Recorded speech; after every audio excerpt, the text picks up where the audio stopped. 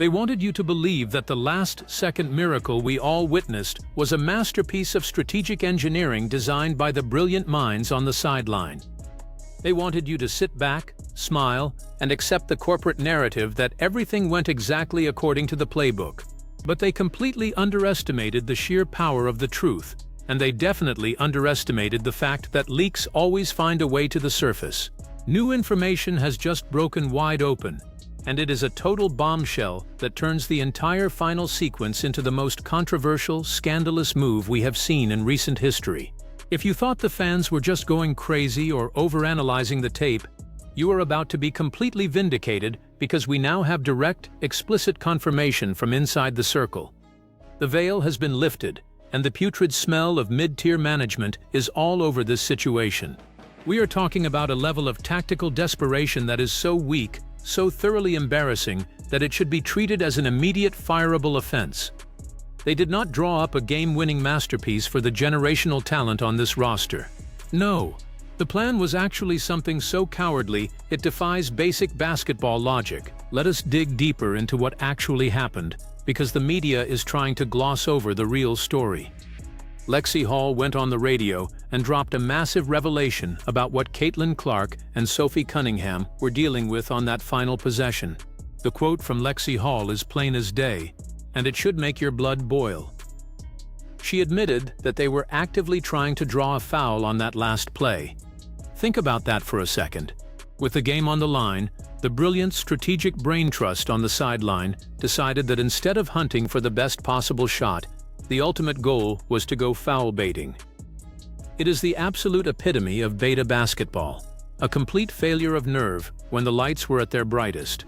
Lexie Hall explicitly stated that she cannot say it was exactly what they drew up, but it worked because Caitlin made an incredible read. Sophie delivered a perfect pass, and Caitlin knocked down the three-pointer when it mattered most. The players went full outlaw. They went totally rogue because they refused to buy into a strategy that was dead on arrival. Caitlin Clark looked at that weak-minded play call, said effort, and decided, but to truly grasp the depth of this disaster, we have to look at who is actually holding the marker during timeout huddles. You will never in a million years convince me that Austin Kelly is the one who came up with something this mad, truly deeply stupid.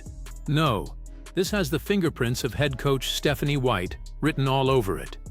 This is her signature style of low-stakes, fear-based management, and the irony is thick enough to cut with a knife. The fans are not stupid, and we are not going to pretend that a lucky shot erases a fundamentally broken system.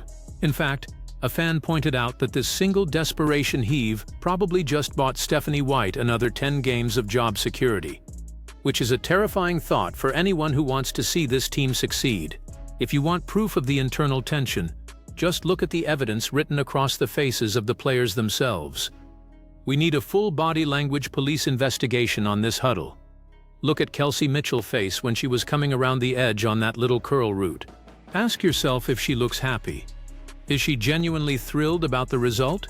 Or is she harboring deep frustration that she was used as a decoy for a foul baiting scheme instead of being trusted to make a play? It is the exact same hollow, forced smile we saw on Hailey Van Lith when she was drafted by the Chicago Sky and realized she was going to have to share a court with Angel Reese. The cracks in the foundation are wide open for everyone to see. Now bring it back to the absolute defiance happening on social media right now, because the players are not even hiding their contempt for the coaching staff instructions. A telling meme started circulating online, showing Caitlin asking Stephanie White if they followed the plan, with Sophie Cunningham jokingly replying that they accidentally won anyway.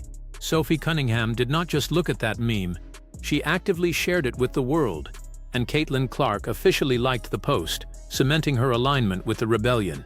Caitlin even commented, "Love you so" to Sophie, proving that the bond between these two alphas is forged in shared resistance against sideline incompetence. Meanwhile, you have players like Monique Billings, Justine Pissot, Saxton, and Michaela Thompson watching from the wings.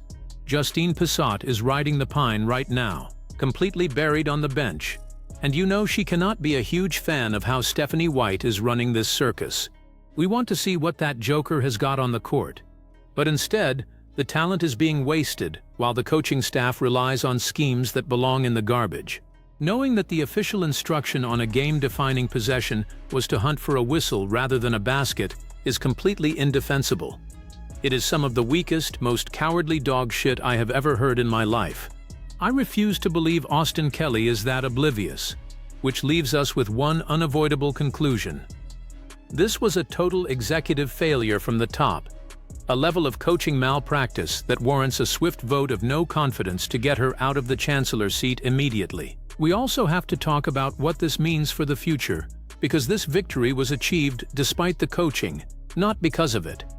The ultimate irony is that the establishment will try to use this win as a shield to protect themselves from criticism. But the players have already exposed the truth. They chose to be outlaws rather than puppets for a mid-tier philosophy. This entire situation is a blatant declaration of war between generational player instinct and restrictive, terrified coaching. But that adversity is exactly what is going to empower this squad moving forward. They now know that when the pressure is maxed out, they can only rely on each other to bring home the win. If you want to keep getting the unfiltered, no-holds-barred truth on sports without the corporate filter, you have got to be more careful and make sure you are fully subscribed to Black and White Sports, because YouTube is still playing games with the subscription metrics. Leave your thoughts in the comments below, smash that like button, and let me know if you think it is time to officially clear out the front office. Until next time, thank you for watching, and keep your eyes locked right here for the realest commentary in the game.